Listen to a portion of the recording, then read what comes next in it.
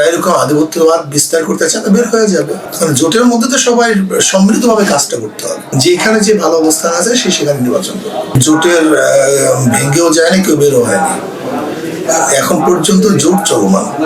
যদি কেউ এককভাবে ক্ষমতা যাওয়ার স্বপ্ন না দেখে, সবাইকে নিয়ে যদি চলতে চায়, চলার ইচ্ছা পোষণ করে, তাহলে তো কোনো সমস্যা হওয়ার কথা না। কারণ অ্যালায়েন্স তো সবাইকে নিয়েই হয়। যদি কেউ অ্যালায়েন্সের মধ্যে একক সিদ্ধান্ত, কোনো দল যদি একক সিদ্ধান্ত নেয় যেটা জোটের জন্য ক্ষতিকর, এরকম যদি না হয়, তাহলে আমি মনে করি ভবিষ্যৎ ভালো। আর যদি মনে করি আমি জোটের ব্যাপারে একা সিদ্ধান্ত নেবো, তাহলে তো আলটিমেটলি এটা টিকবে না। সহজ কথা। এই জন্য আমি মনে করি বিগত দিনে এরকম জোটের মধ্যে কোনো দল যদি এরকম করেও থাকে, তাহলে ভবিষ্যতে যেন এরকম না করে সে আহ্বান করবো।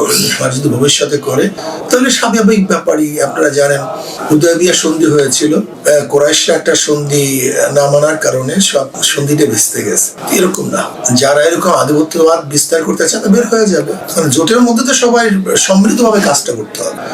জোট মানেই তো সম্মিলিত একটা মতামত। সেখানে একক মতামত মানে কি, সে ভিন্ন হয়ে গেছে, নিজেই ভিন্ন হয়ে গেছে। এটাই মনে করতে হবে, এটাই বাস্তব। আমরা তো